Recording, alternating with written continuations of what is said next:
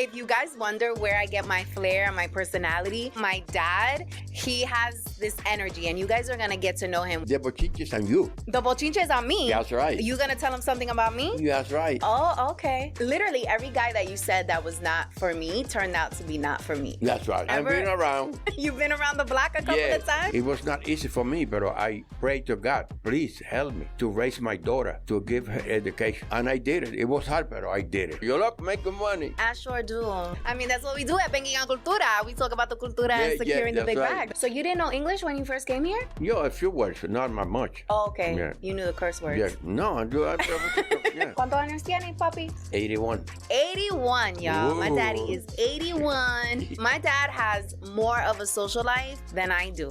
Seriously. I live my life to the fullest. So if God want to take me now, it's okay. I'm happy. I'm not afraid to die. Forgive yourself and love yourself. Let's get this party started.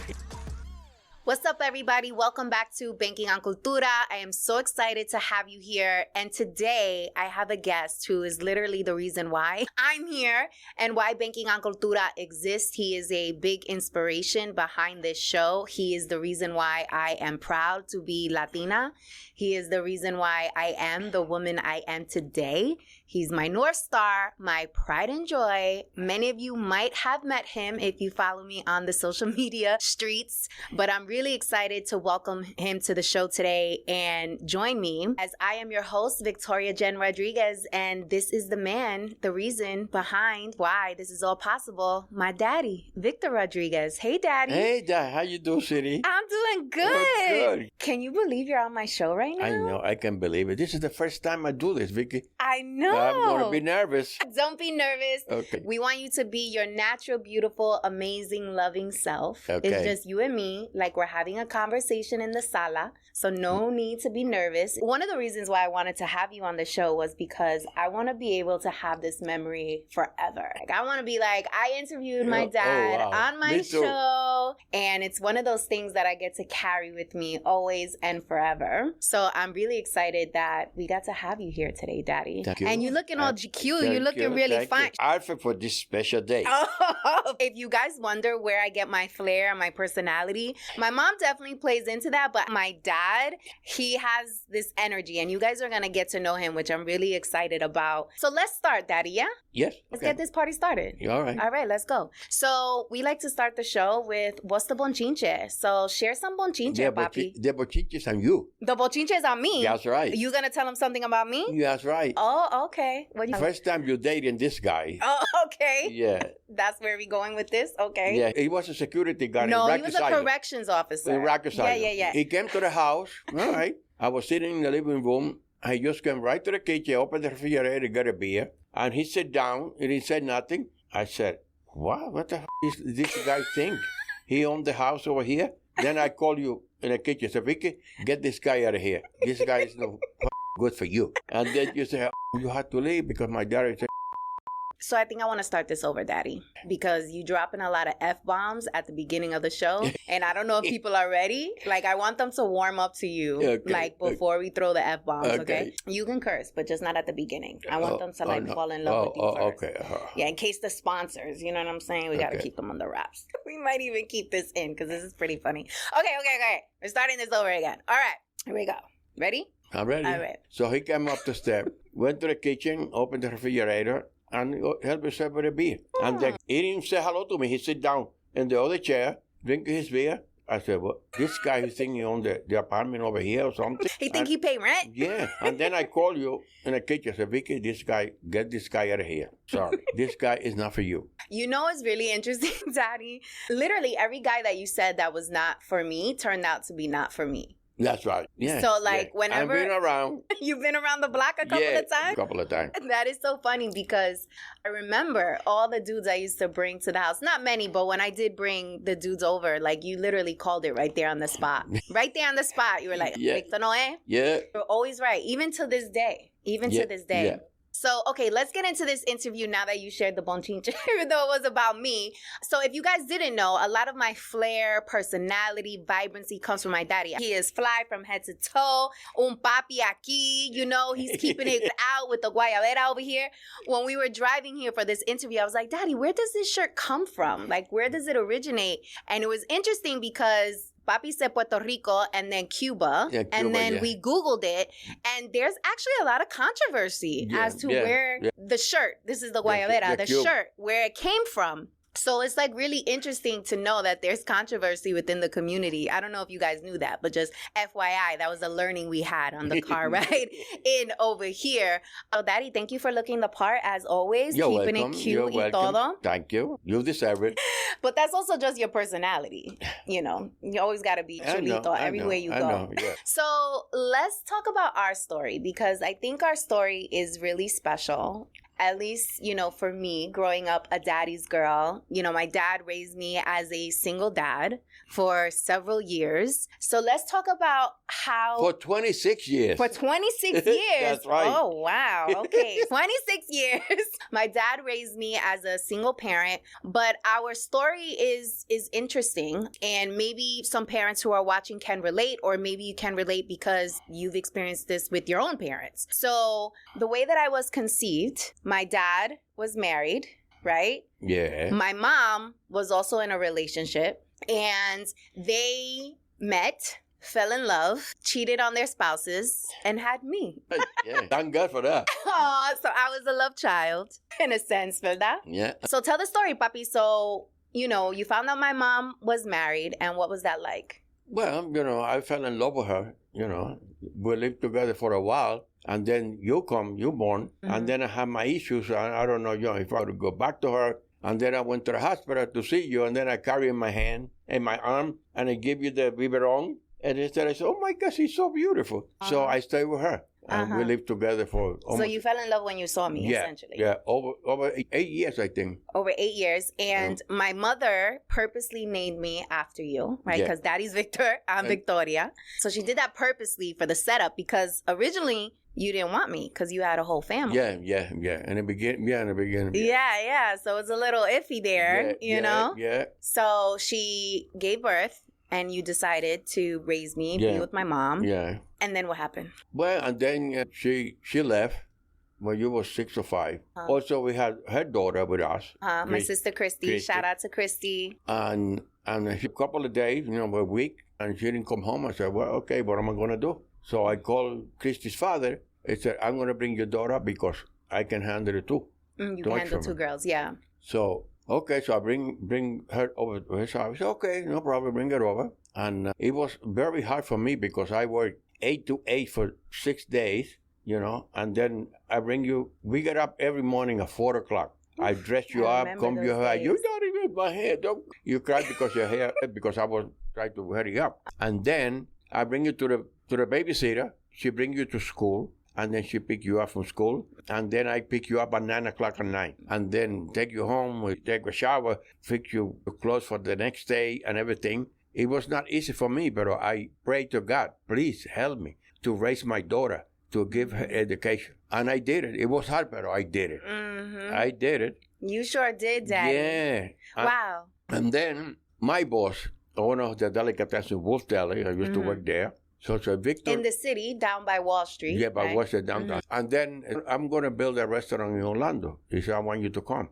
And my friend Howie too. Okay, so we went over there. We drove over there. So I found an apartment and everything nice. So 2 weeks later, your teacher called me that you better get your daughter or she's going to wind up in a foster home. Because I was walking home alone. Because alone I'm with your kid. I was 6 years, I think. I was 6 years old, and I had a shoestring with my case to carry around my neck. And then saw that, and she called me. And I said, no. So I called your mother, said, I sent her some money for the cafe, put my daughter in a plane. And that's it. We lived there about 3 years. In Orlando. This thing was good because the daycare center was across the street and the school too, right there. Right in front of the door. You know what's interesting, Daddy? I wonder if a lot of my independence comes from me walking home alone from school. when I was so young. Yeah, that's Me taking the plane by myself to go meet you in Orlando. And I remember when I was little, because I was traveling alone,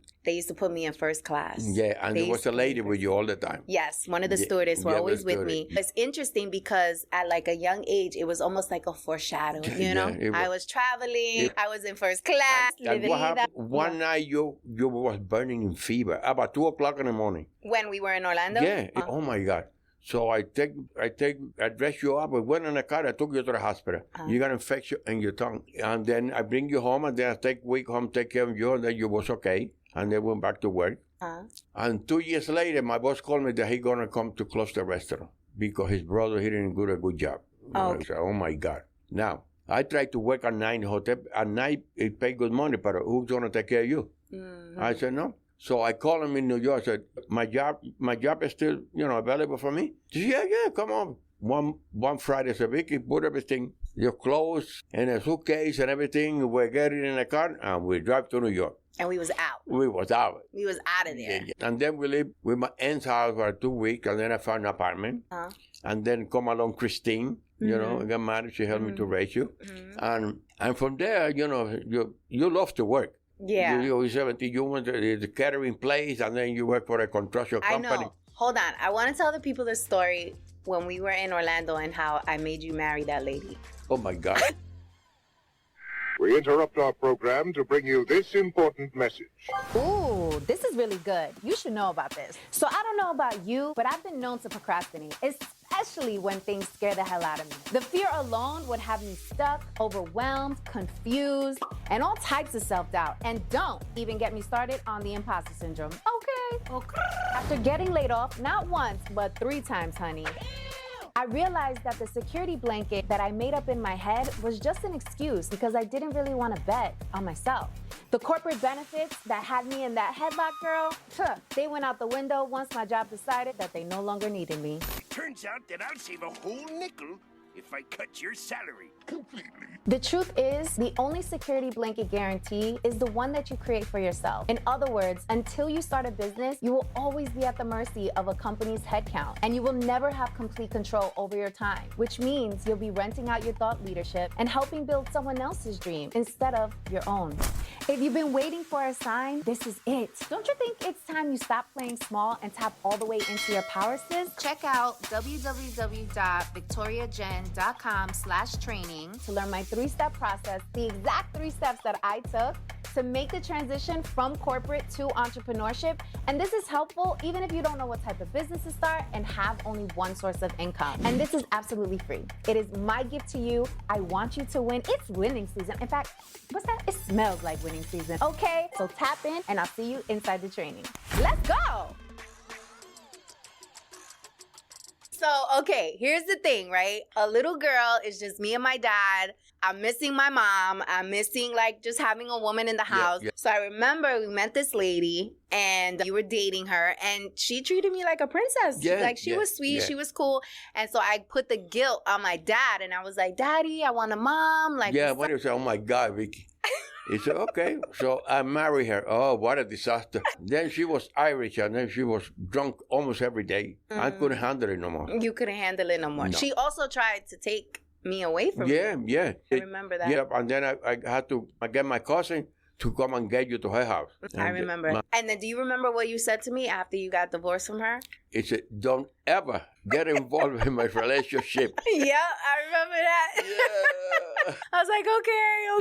And then, learn my lesson. And then I came here, go you to school, and then... So we're, okay, we got to keep people on the track, okay? So we're in Orlando, we build a life there, I force you to get married, we get divorced, they decide that they want to close down the restaurant, so we packed up our stuff, came to New York, and we lived with Tia Carmen, I remember. Oh my God, this woman was amazing. She was hilarious, by the way. So we lived there for a little bit before we found an apartment. Then we found an apartment, and how old was I at that time? I think you was about 7 or 8 or 9, something like that. 9, okay. So after we left Tia Carmen's house, we had our own place. We found a babysitter. Yeah, across the street. Yeah. And you were still working crazy hours. Yeah, you were still, 8 to 8. Yeah, 8 to 8. And I think that's another reason why I am the way I am with work ethic because I've seen how you have literally busted your ass and been in the trenches and literally raised me by yourself, worked to 8. Yeah, by myself. That's crazy. I did a good job. You sure did. I'm so proud of you.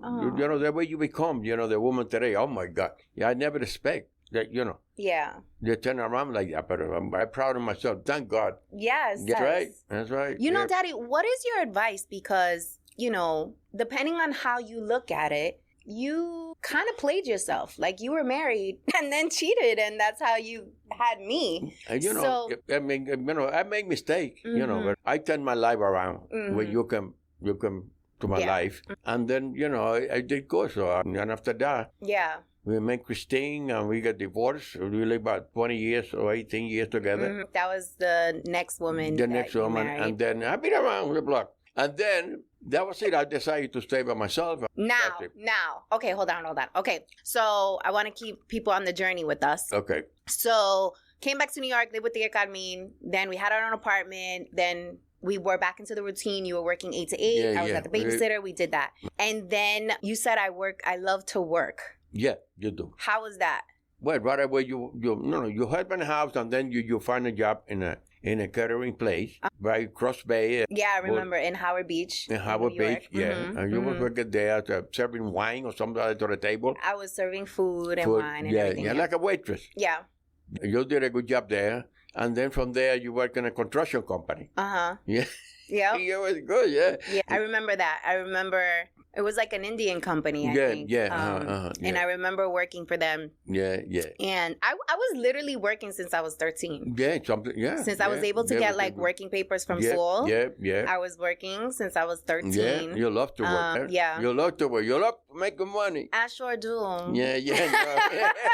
I mean, that's what we do at Banking on Cultura. We talk about the cultura and securing the big bag. That's what we do. Okay, so then I was working. Then I went to college. You know what I just thought about? How interesting it was? That restaurant that was on Wall Street that you started with before we went to Florida. I was already on Wall Street when I was a little girl. And then when I graduated from college, I ended up back on Wall Street. In the Wall Street, that's Isn't right. That interesting? Yeah, that's something. Yeah, you see? Unbelievable. I remember when you used to wake me up in the mornings, and I used to sleep in the restaurant in the booths. Yeah, in the booth. Yeah, you remember that now? Yes, I remember, because I was tired. I was like, oh my God, it's so early that we are here. But yeah, I remember all of that. And I know that a lot of my work ethic comes from you and watching you. Because you came here, how old were you when you came here, Papi? From Puerto Rico? I think 16, I think it was. You 15 were 16. And about 15 and a half. And did you come here with like a plan? Like, why did you want to come here? Well, I came here to study. Okay, you know, to go to school. To go to school because I was working in Puerto Rico and I would go to the school and learn English.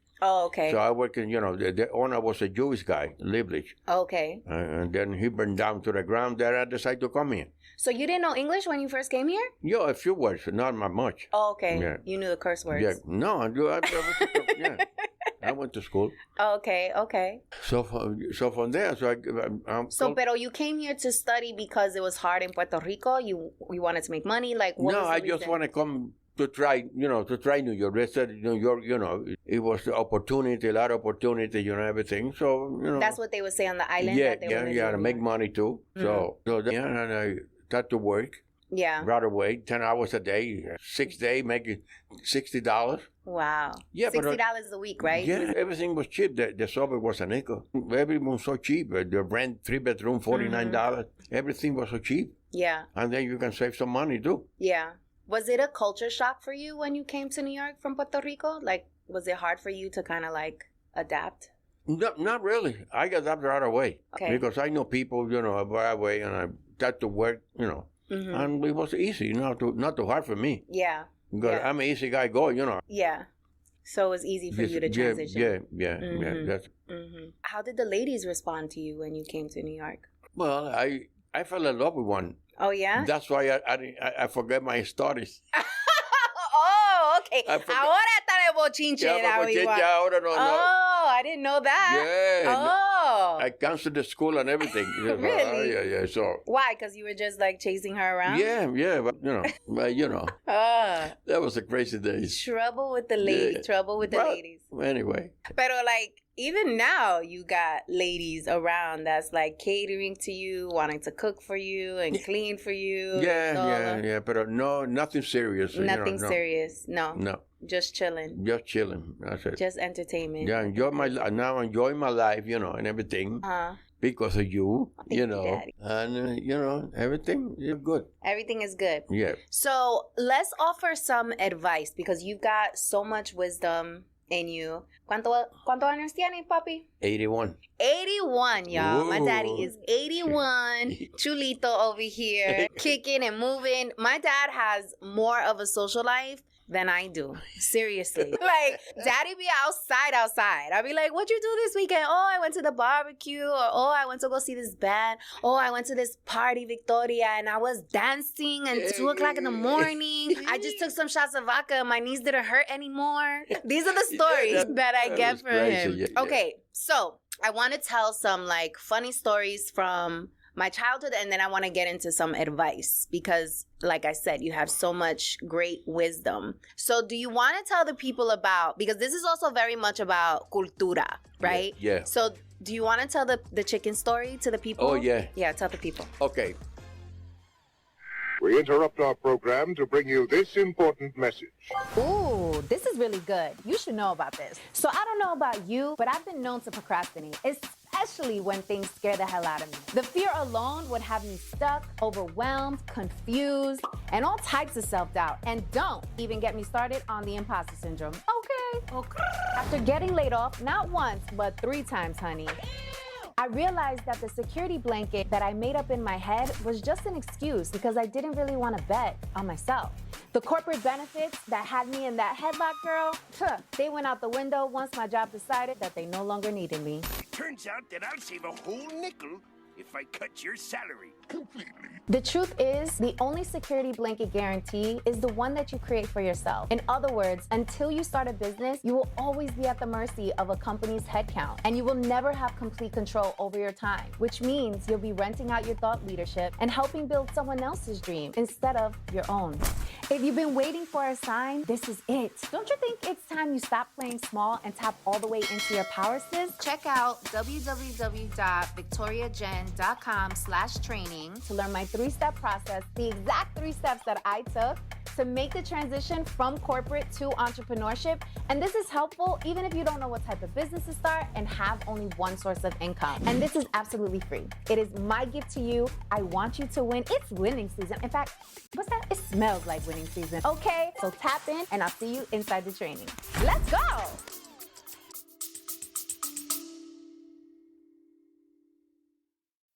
Lights are going up, excitement all around. It can only mean one thing.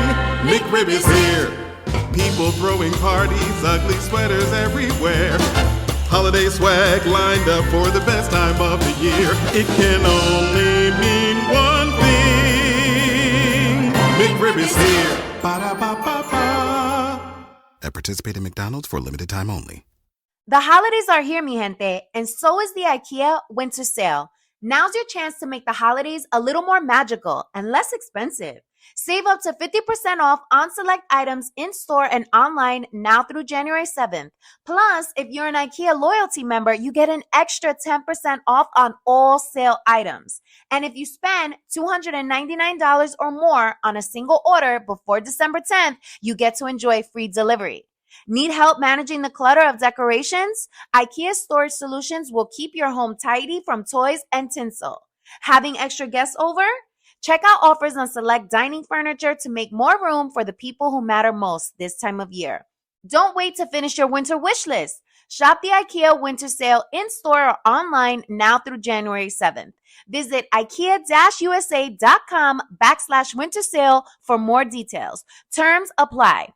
Offer valid dates may vary. U.S. only while supplies last. Selection may vary by store and online. See your local store or visit IKEA-USA.com/winter sale for complete terms. Restrictions apply.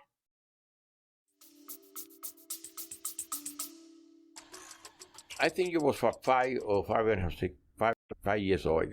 The teacher called me one day. He said, "You better come right away to the school because Vicky do something that maybe she needs some help or shrink or counseling. I said, why? I tell you why. So she tell me that you bring this little chicken in the school to show the kids. So you take one in your hand and you squeeze it. You get so excited that you kill the chicken.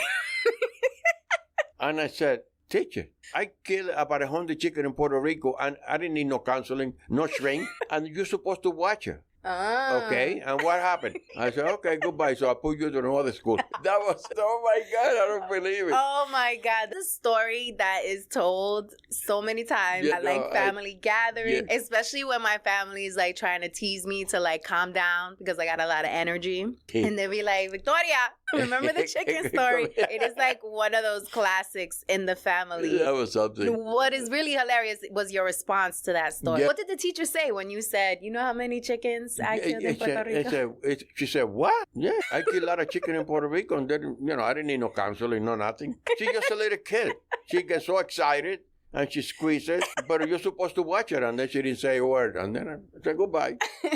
We left. Me and your mother, we left. Oh, my God. That story was so funny.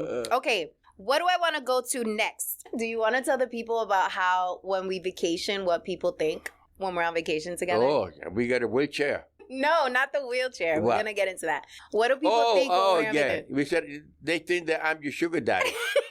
we go, we talk and we hug and everything. You know why? Because me and Daddy, we vacation, we go out to restaurants all the time, we do super cute things, and it's just like me and him, and we have such an amazing relationship. Like, I think it's easy for people to see like how much love is there, like whenever they're around us. So if you're seeing it from afar, it's very easy to assume because the sugar daddies is out here. They out here. But it's so funny because like we'll be on the beach and we'll be like tanning, drinking some pina coladas or something. And like there's people like looking at us and we can tell, like they probably think you're my sugar daddy, Bobby. It is so funny. It is so funny. Maybe we should play something out one day, like to just trick them. Maybe hold hands or something to the restaurant. That would be so funny. But yeah, guys, so if you got a daddy who's aging and you go on vacation together, just know they probably think that that's your sugar daddy because we get those stares all the time and it is so, so funny. Okay, so let's get into the advice portion. So what is your advice to dads who are raising daughters?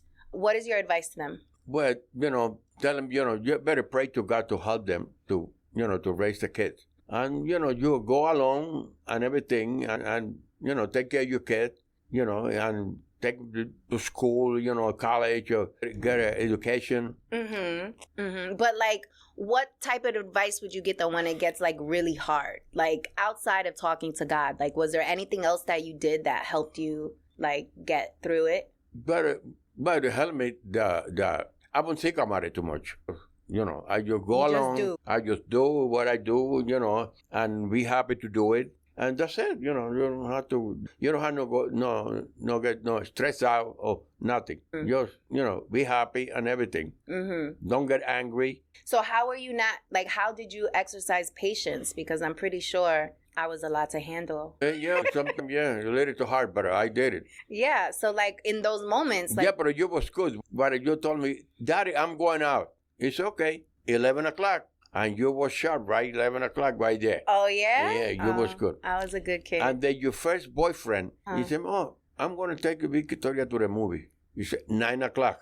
They were sharp. 9 o'clock was there. Okay. Yeah. I think I get a lot of, like, me being punctual and on time from you. Because you? Yeah. Let me tell you something about Daddy, y'all. My daddy is 15 minutes early anywhere he goes. That's right. We just came back from Puerto Rico, and I was ready to, like, strangle him because the plane, like, he wanted to get to the airport, like, 3 hours early. And I'm like, why? Why are we getting to the airport 3 hours early? Like, we got time. Like, cójalo suave. Like, why are we getting there 3 hours early? That was so funny. Okay, so advice for dads is to pray up. Yeah. Have patience. Breathe. A lot of patience. Right? Breathe, yeah. Try your best not to get stressed and to think good thoughts, basically, right? To remind yourself that, Just remind yourself that you had a job to do, and everything. Yeah. And what's the job? But take care of your kids. Yeah. You know, that's a big job right there. Yeah. Especially if you're a single parent. Yeah. Yeah. We also had a really great family that helped. Oh, yeah. So, you know, I think that's also... helped me out, yeah. You had like a community around you that was like willing to help you. Yeah. Yeah. And I would go to their house and sneak into their room and get red lipstick and put it all over their walls. And powder. In my cousin's house. Oh, my God. Every time I call my cousin, we going to your house now. She put everything away. Oh, Victoria's coming. We gotta hide everything. Oh my God. So, Heka, my dad's cousin, we were just at a family barbecue and she was telling me this story of how I would go into my other cousins' rooms who were older than me. They were like, I think they were like teenagers. And I would go in their room and they would have posters of, who was it? It was like this famous boy band, and I would go into the room. Menudo, yeah. I would go into their room and tear down the posters. To a point where she was like, I can't take care of Victoria no more. So she had her neighbor take care of me because her daughters wanted to kill me, my cousins. It's funny. Funny times. Okay, so let's give some advice around caring for an elder parent, because I know for many of you who are tuning in, you either are already caring for older parents or it's about to happen. And I want to offer some advice to you guys, hearing it straight from the source of the best way to manage and get through that process. I remember for me, and maybe it was a big aha moment for you too, Daddy, was the first time we had to put you in a wheelchair. Oh, yeah. So my dad's knees have bothered him for quite some time, and we would always try to convince him, like, Daddy, we got to get you a cane. I even got him like a pimp cane, like really nice cane, so that he's styling and profiling, but he would not rock the cane. And I'm like, okay, Daddy, like, we got to get this weight off your knees, because what do I tell you? You got to walk me down the aisle, right? That's what I tell you all the time. So we got to keep these knees. He would never wear it. And we would walk long distances and we would try to get him into a wheelchair. And he was like, no. What was like your big reason for not wanting to get in a wheelchair? Well, because I could walk. My leg doesn't bother me that much, but now I'm getting older, so, so now I need a wheelchair. No, I think it was because you didn't like the look. Oh, probably that too. I don't want nobody to watch me. You go in a wheelchair. Yeah. It's not sassy. But now it's easy. We're traveling. We're the first one to get in a plane and everything. Now, but this is a tip, guys, of how you can break your parents into getting into a wheelchair. So my dad never, ever wanted to get into a wheelchair. We would travel. He would walk long distances in the airport. And the way that we convinced you to get into a wheelchair, we were in Cancun, Mexico. I took my dad for his 80th birthday. Yeah. And we were at this resort. It was a huge resort. And we had to go from one side of the resort to the other side. And my dad saw that distance. And I said, should we put you in a wheelchair? And then that was the moment. Yeah, that was the moment. That was the moment that we put him in a wheelchair. And from then on, I think your whole perspective on wheelchairs like shifted. Yeah. Because now when we go to the airport, by the way, guys, this is a hack for you, okay? You heard it here on Banking on Cultura. When you pre-order a wheelchair, it's like VIP service. Most times you're able to like fly through the security line. Yeah. You get to the front. You're the first one to board the plane. You're the first one to leave the plane. So if there's someone in your family that needs a wheelchair, reserve it in advance. Thank me later. Yeah. I want to know if you guys ever done this. But now you're more, I would say, accepting. Yeah, comfortable. Now I'm more comfortable with it. Yeah, you're more accepting of the fact that like you need some help. Yeah, definitely. Yeah. So what got you over that hump? Because I'm pretty sure there's people that are listening, that have stubborn parents who don't want to do that. So what is your advice to them? Like, how can we help them convince them? We interrupt our program to bring you this important message.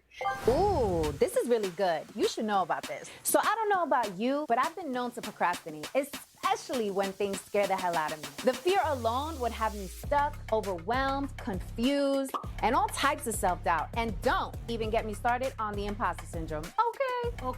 After getting laid off, not once, but 3 times, honey, I realized that the security blanket that I made up in my head was just an excuse because I didn't really want to bet on myself. The corporate benefits that had me in that headlock, girl, they went out the window once my job decided that they no longer needed me. Turns out that I'll save a whole nickel if I cut your salary completely.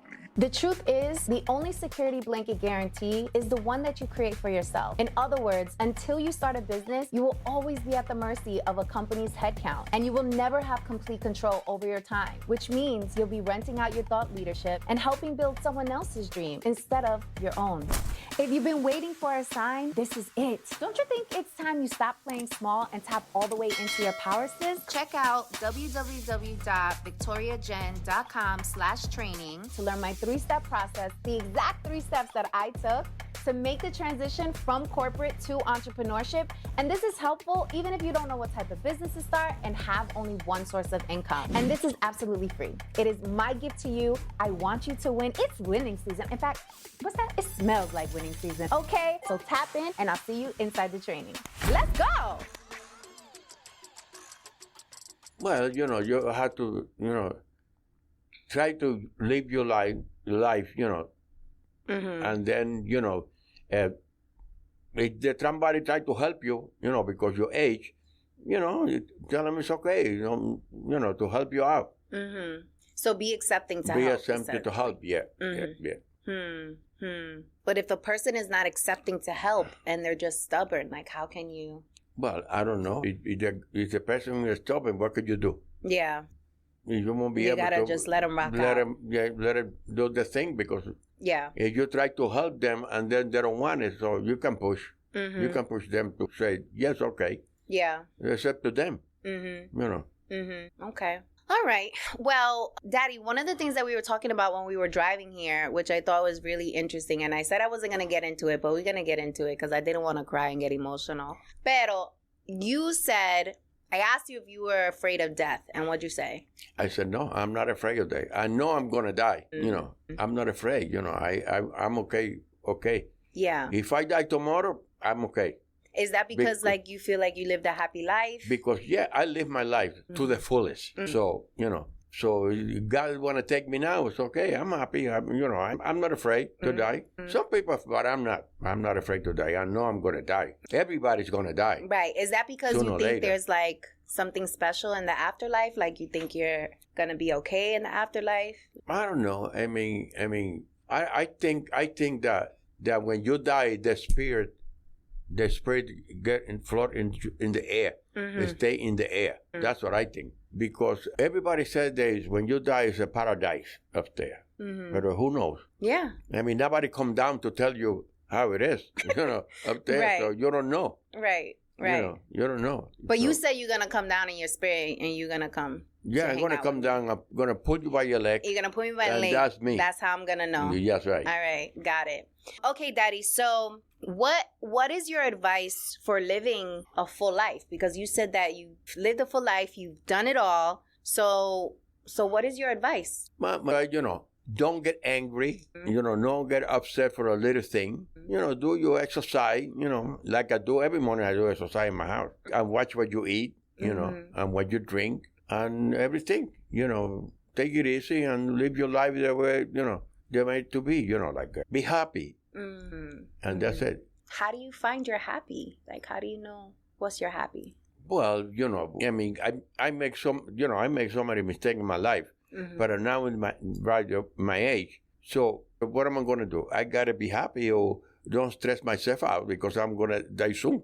I want to live longer, but I'm not afraid to die, So what I'm hearing is the way for you to find your happy is to forgive yourself. Exactly, yeah. Forgive yourself and love yourself. Hey, that's right. That's I like that's that. Right. So forgive yourself for the mistakes that you made. Yeah. And I make a lot. Yeah. But I turn it around and I'm okay now. And give yourself permission. Like give yourself some grace. Some grace, yeah. To grow. Yeah. And to become a better person. Now, right now, I'm a better person when I was younger. Right. Yeah. Right, because you've learned. Yeah, I learned from my mistake. I like to help people, and everything. So. Why do you think people love you so much? Because literally everywhere we go, like I could put my dad anywhere and he'll make friends like immediately. Yeah. Like everyone just instantly like gravitates towards him. Friendly. He has this energy. I'm friendly with everybody. Yes. I like everybody. I make friends with everybody. Like that day in Well, that's what that girl wasn't What in day? you. That you got a award? When I got an award? Yeah. And you were, oh, yes. Yeah. Oh my God, yeah. hilarious, guys. So I was honored by the Ford company, honored me as a trailblazing Latina. Shout out to Ford. And they had this, like, you know, kind of like a gala award ceremony. And I actually had to leave early. So I left early. My dad stayed there with my sister and my brother-in-law. Shout out to Myrna and Eric. And they sent me this video. And my dad is on the dance floor with like this young woman. And like everybody was hyping them up. Everybody had the cameras out. Everybody, but this is my dad. Everywhere he goes, he was on the dance floor living it up. Do you remember that birthday? How old did you? I think it was your 70th birthday. Oh, Do you remember that birthday? Oh, when we went to the Copacabana? Oh, the Copacabana? Yeah. Oh, my God. I love that. You call me daddy. I'm going to take you out for your birthday. I mean, put a suit on, dressed up nice. By 8 o'clock, you call me, go outside. And I see this big white limousine. And then the guy, hello, you Victor Rodriguez? Yes, I'm going to take you to your daughter. He said, where are we going? I cannot tell you. I get in the big limo in the back, whatever. You call me, say, Daddy, it's a bottle of whiskey over there. Take a shot. He said, okay. So we opened the door. Everybody was waiting for me outside. Oh, my friend, my family. But not the 70s. That was great. Yeah, that was a fun birthday. Oh, man, that was good. That was a fun birthday. I think the best part of that birthday was when you told me you were calling everybody in Puerto Rico from the limo and telling them. yeah. Unbelievable. And telling them that you were in the limo. But also, my dad wanted to go to the Copacabana forever and never been to the Copacabana. So that was after we finished dinner, we went upstairs and we went to dance and we're having a good time. And so many men came up to my dad and was like, I hope I have your energy when I'm your age. Like, I hope I'm like you. It was so much fun. It was good times. It was good times. It was good times. How about the one when I 75? What did we do for your 75th? I don't remember. What did we do? Oh my God. You took me to the strip club. Oh, yeah. Oh my God. All this young girl in bikini dancing in my lap while you give me some money. Oh my God. You know what's funny is I was just thinking in my head, I was like, do we want to share that story? I don't know. They ready, but let's put it out there. Oh my God. That was hilarious. A great time. Oh my God. That was hilarious. Oh my God. But was it for your birthday or was it for Father's Day? No, that was for my 75 birthday. Or it was for your 75th birthday? Yeah. Oh my God, guys. This was such an amazing memory. Oh. It was so much fun. And there's two Greek guys were sitting next to me. I said, oh my God, who's the young girl you with? Oh, she's my daughter. She bring me here for my birthday. He said, oh my God. Oh, listen to everybody. See this woman? You bring her father for her birthday. I'll be hungry. They got a shot. They give me a shot. I remember we drank for free that night because everybody was so surprised that I was there with my dad. He was surprised that your daughter bring you to the strip club. Oh my God. I tell everybody that, that story. I said, they don't believe me. It was funny. It was a great memory. And it was one of those things that I will never forget. My best friend Lindy was there. Yeah. So we all got to experience this together. And I remember, and this was the perfect way to end the night. We're walking out. But before I tell them what we're walking out, what was really funny, so I give my dad money, for tips or whatever. And all the girls needed to do was walk past my dad and smile him and he would give them money. And I'm like, Daddy, we're going to go through all the money. I don't know, make them work for it a little bit. He was just so happy and they were showing him so much love, especially because they knew that he was there with his daughter. Yeah. And then we're walking out. And then I remember you telling me, ay, Victoria, this is the best night of my life. Thank you so much for bringing me here. Oh, that was great that night. Oh my God. That was amazing. Yeah. So guys, if you can't tell already, this is my dad, my amazing dad, who I can literally take anywhere and he will fit right in. And he is the reason why I am so happy. He is the reason why I get to do banking on Cultura. He's the reason why I embrace my Latinidad. Yeah. I used to go to Puerto Rico as a child every single summer. So that's how I got connected to my culture and really got to learn the beautiful side of my culture. And I'm just so honored to have you on the show. Oh, thank you. And I'm honored so to be happy here. that we got to do this. I know we overshared maybe a little bit. It's going to be really interesting. Now it's out there in the world. But I hope people fall in love with you as much as I have. And we're going to live until we're 100 years old. We're going to walk me down the aisle. I'm planning to. We're going to do all the things to make sure that you are on this planet for as long as possible because you are a gift to this world, Daddy. You are a gift. So thank you for... I'd be honored to be here. Thank you. Yes. I appreciate you. So thank you. You are the best. Oh, no, you the best. I love you so much. I love you. So much. And I'm trying not to cry right now. Pero thank you, Daddy, for being here. Okay. And you know what? I want to share one more story because this is another fun birthday story. Mi gente, did you hear? Banking on Cultura is also on YouTube. So if you're into the visual thing, if you want to see our reactions and get into these fits, honey, make sure to look up Banking on Cultura over on YouTube. Do you remember? So, guys, I used to host this event every single year called the Women Who Roar Summit for my nonprofit, the Female Collaborative. And one year, it was actually 2020 before COVID got crazy. I held it in March 2020 before things hit the fan. And it was his birthday. And so it was a predominantly women's event. So it was massive women there. And do you remember that I had them all sing you happy birthday? So I had him come up to the stage and they all sang him happy birthday. And he was like, oh my God, I never had this many women sing happy birthday to me before. Thank you so much, Victoria. That was a great night. That was a great day. That was a great day. Yeah. So we celebrate birthdays around here, y'all. Yeah. So, I hope this episode served as a reminder of, maybe checking in with your parents if you haven't spoken to them in a while, or just showing some extra love and making sure you take full advantage of the time that you have with your family, with your parents here. And if you're a daddy's girl and you're missing your dad and you guys are on the outs or maybe having challenges, I hope this episode inspires you to reach out and just say you love them if that's all you can do. And just keep celebrating your parents, y'all. And make sure you spend as much time with them as possible because it is truly a gift. Every time we hang out, it's like a ball. It's always good times. Oh, yes. Always good times. Always. Wait, Papi, is there a final word that you want to leave with the people before we end today's episode? I think we covered everything. You think we covered it all? Yeah, I do. Yeah, okay, sounds good to me. Well, guys, thank you so much for tuning in. I can't wait to see you on the next episode. Hola, mi gente. Thanks for listening to today's episode. Don't forget to make sure and leave a review. This is super important because this is how we're measured on the different audio platforms. So if you want to hear more of Banking on Cultura, if you were vibing, if you had takeaways, if you just enjoyed this episode, please make sure to leave a review. I appreciate you so much. Until next time.